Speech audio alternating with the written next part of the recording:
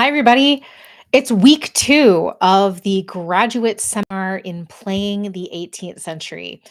And introductions are out of the way. We've kind of already dove in.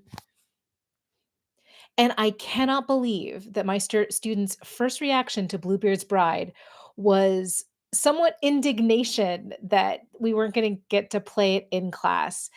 And I cannot stress to you that that's not a good idea. Oh my god, so many content warnings, so many this is a game of feminist horror. And as we discussed in the second half of class, this is a game that is all about horrifying your players in the kinds of ways that I would not want acquaintances to be tackling. As you can see, we've got body horror, motherhood horror, religion horror, sexuality horror. This is a lot, y'all. It's a lot. It's a lot so much that as I've said to my students, there are games that I have in my collection in part because it's my teaching collection. I haven't played this. And certainly wasn't going to run it for a group of students who are still fairly new to me. So instead, we were using this very slim text as a way to get started in how to read a TTRPG. What are we looking for? What components do you need to read? How do you find them? How these are like reference books more than things that you read straight through, although there's an understudied kind of way in which these texts do become texts that people only read in many cases, they self included at this point. But first, because this is an 18th century class, we spent the first half of the class talking about two different versions of the original Bluebeard's Bride tale. And it's worth noting that the Bluebeard's Bride does indeed have a version of the Bluebeard tale that it says is a combination of do do do do um several different versions of the Bluebeard's tale. Specifically, one published by the University of Adelaide Press from the fairy tales of Charles Perrault, the Tales of Mother Goose, also attributed to Charles Perrault in 1801, and Fitcher's Bird by the Brothers Grimm in 1884, among others. Now, you'll notice that those are all late 19th and early 20th actually into the 21st century versions of the tale that are connected to Charles Perrault's French kind of original version, which you'll find the full citation in the description of this video. Now, one of the things that was really important because this isn't a class on 18th century studies is to give a quick portrait of the long 18th century. Now, what do I mean by the long 18th century? Well, 18th centuryists don't just go 1700 to 1800 because culture doesn't work in neat and tidy categories in that way. Instead, we say the culture starts to make a notable shift into what we think of as 18th century culture in 1660 with the restoration of Charles II. The previous decades had sucked. The Commonwealth that had arisen after the regicide of Charles I had brought in a super conservative protectorate that had shut down the theaters and done all kinds of weird and progressive and kind of suppressive sorts of things. When Charles II comes back from exile, he brings with of French exciting things, including his. And Charles Perrault late 17th century fairy tales, which in turn are coming out of the blossoming of these kinds of tales among female aristocrats and other kinds of writers, um, is very much in that kind of collective conversation. So we're thinking pretty aristocratic, if not, actually aristocratic. We're thinking about a version of the tale that focuses a lot on signifiers that many critics have said make Bluebeard nouveau riche or bourgeois, or as 18th century British parlance would be, a mushroom who sprung up overnight.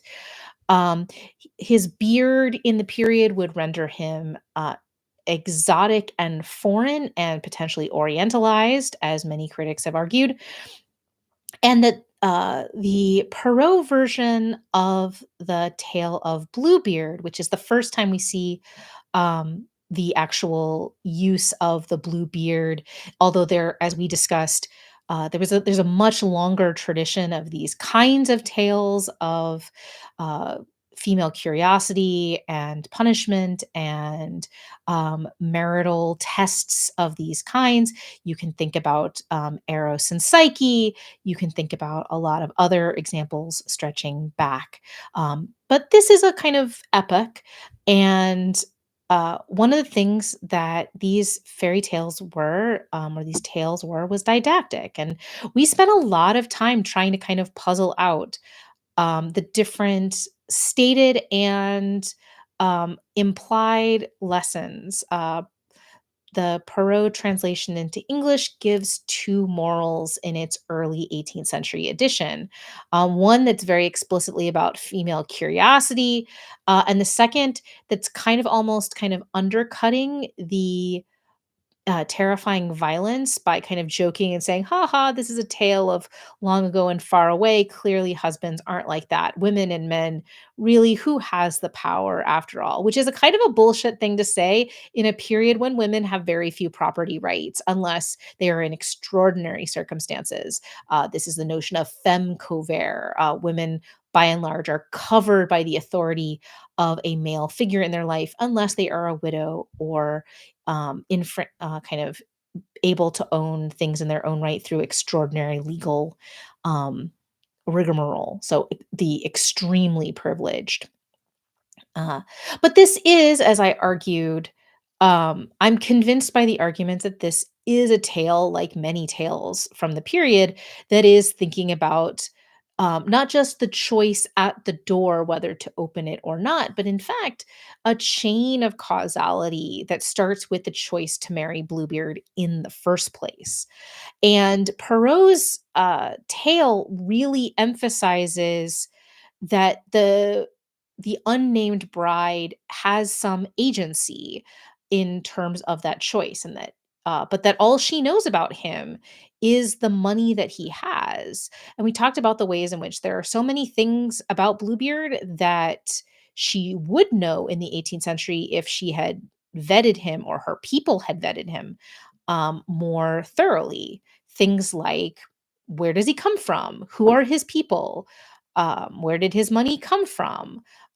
It seems by implication, the fact that he has to travel away kind of on business, it suggests this is not a man of leisure, and what and kind of inherited or landed wealth in these kinds of ways. Um, Things shift a bit in the Brothers Grimm version, which was never translated into English before it was removed from Grimm's tales for not being German.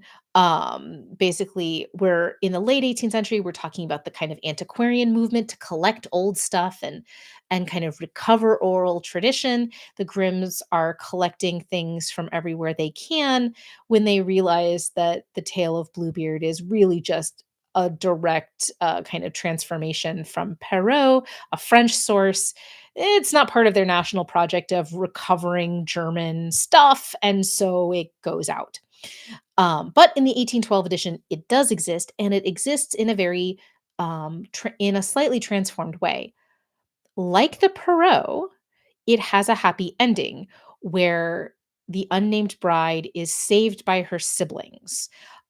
Interestingly, Perrault has two sisters, and thus adding to the culpability of the younger sister deciding that she's willing to hold her nose and marry the guy, and making more claustrophobic the lack of agency and the lack of choices in Grimm's version.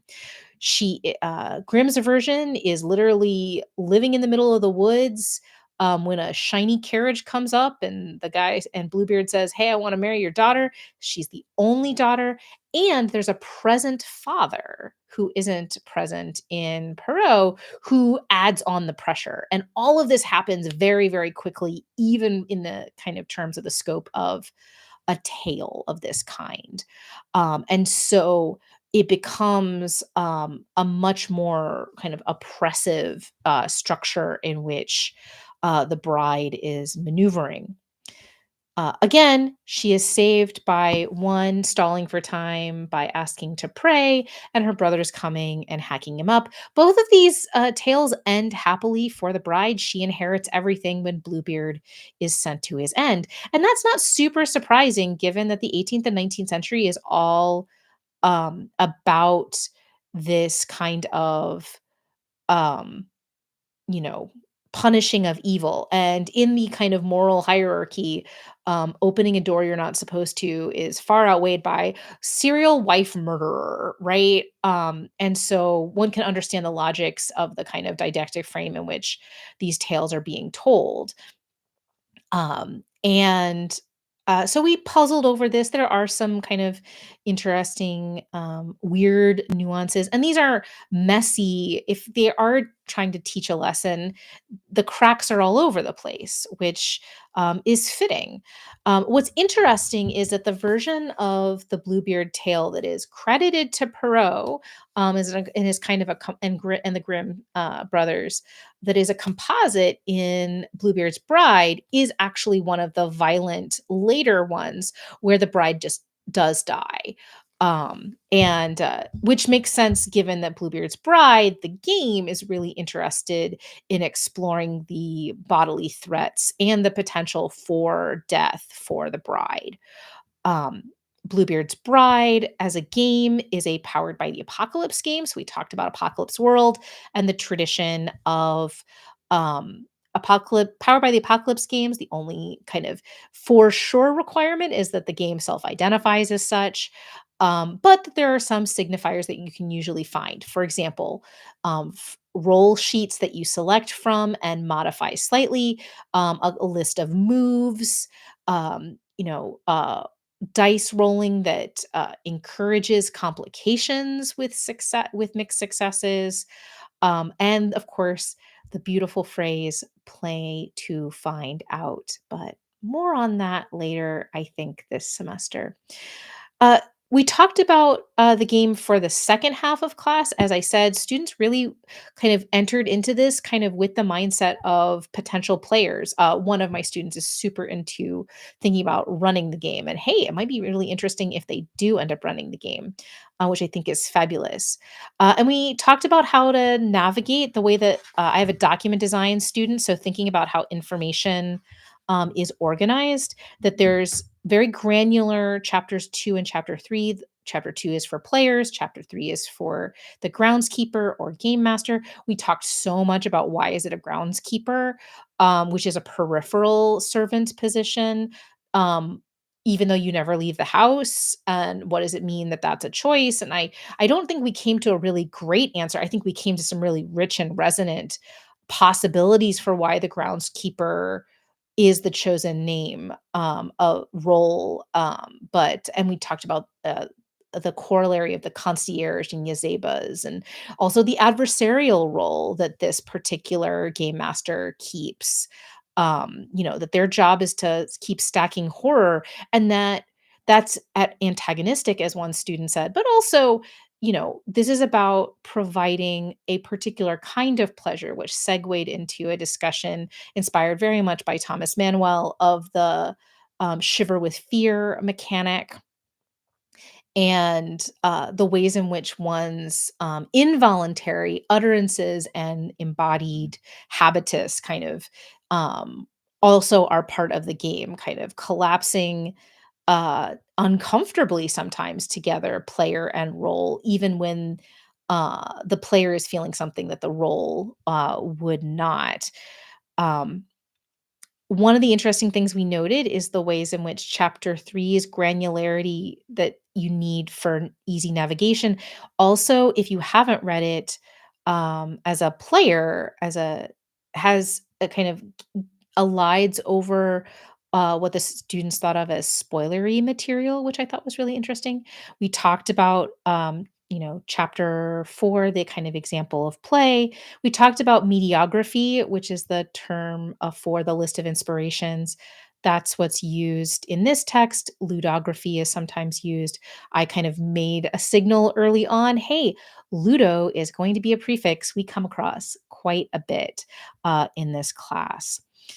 We talked about scale. We touched on a whole bunch of things in those kinds of ways. Um, and we talked at a certain point early on, I kind of took on the persona of um, madam who did not do the reading before coming to game night. Uh, Aside from the assumption of I know what the content warnings for our play today is, but like how do I play this game? Where do we start? What does play look like? And as expected, that included some like searching of the PDF to find things, find where things were on the page, which is actually what a game master would do when they were running the game. So it was really fruitful, both showing them how to navigate a clear command of the text, and it was fun to explore this first game.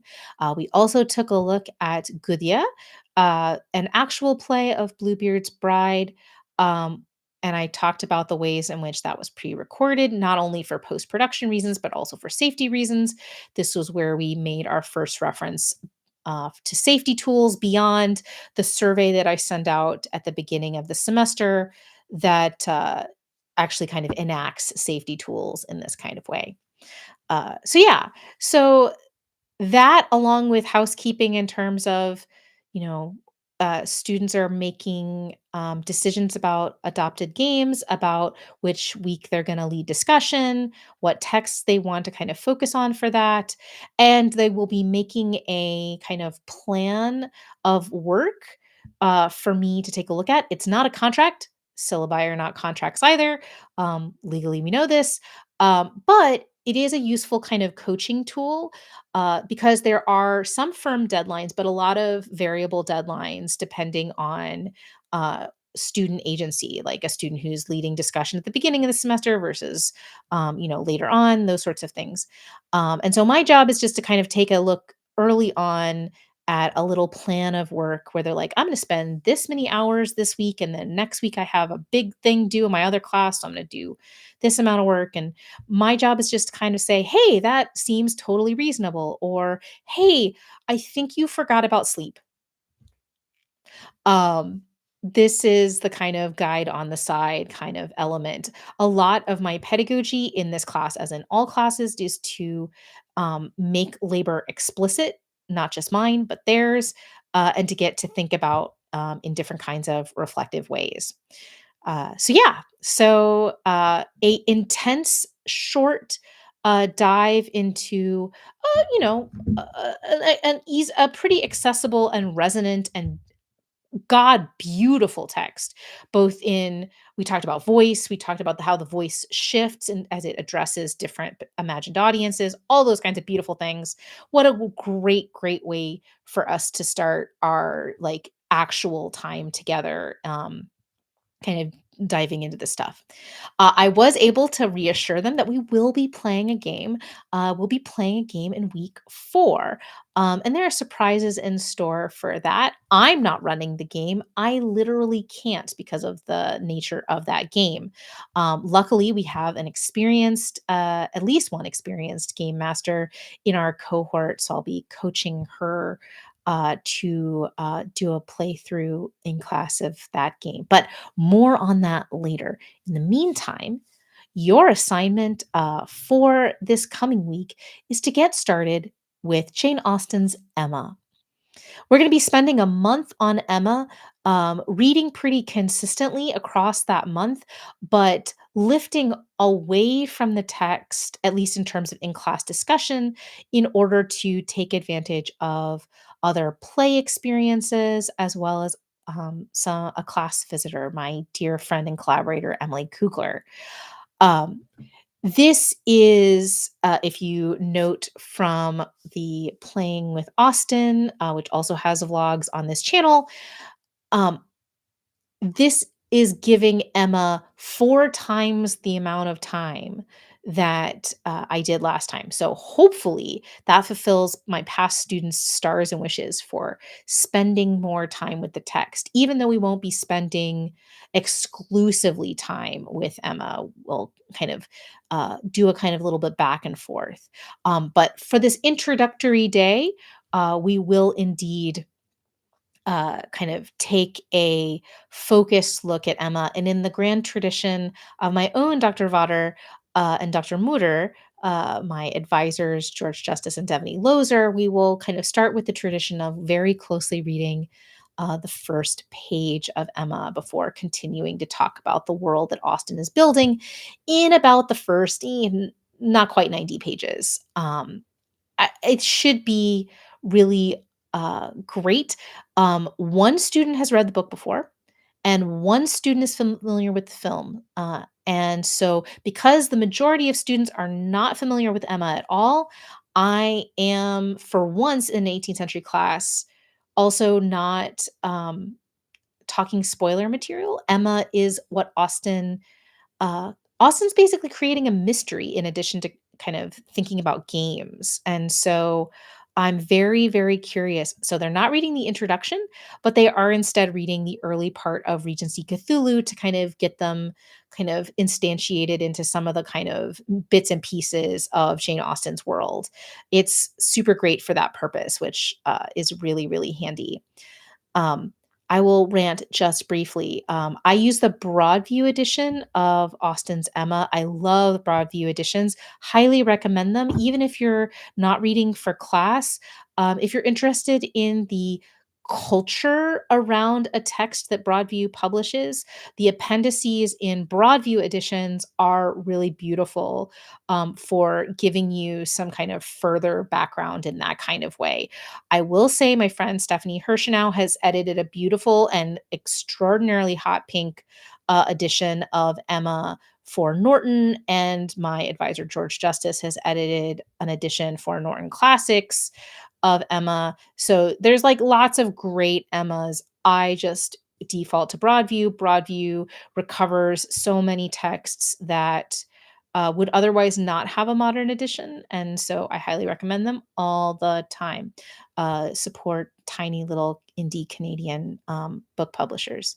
Um, but one of the frustrations is I put off us reading a book that they needed to buy um, up until this week 3, and our grad students have not yet been paid. They have been working for at least, 2 weeks now. So I'm pretty frustrated by that. That's not their fault. And you might have students who are in the similar kind of circumstance. And what I tell students is, depending on the text, and luckily Emma is pretty ubiquitous, uh, that there are good online versions of Emma that you can get for free. I don't recommend using them for the whole time, but if you're kind of making your time until payday, it works. I have kind of ranted in other places, but I'll like just put a very quick point. I almost never recommend Project Gutenberg because Project Gutenberg is often using the out of copyright 19th century versions of older texts. And when they do that, the 19th century, as we talked about actually pretty extensively today, I was a fan of what's called Baudelarization, or basically sanitizing or changing texts to fit the taste of testing. But it also means that like there are some the right ending. There are some novels that have just been cut in weird kinds of ways.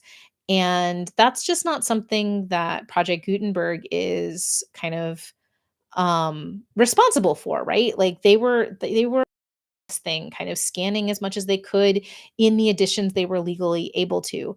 Hottie, Hathi, Trust also has a good number of editions.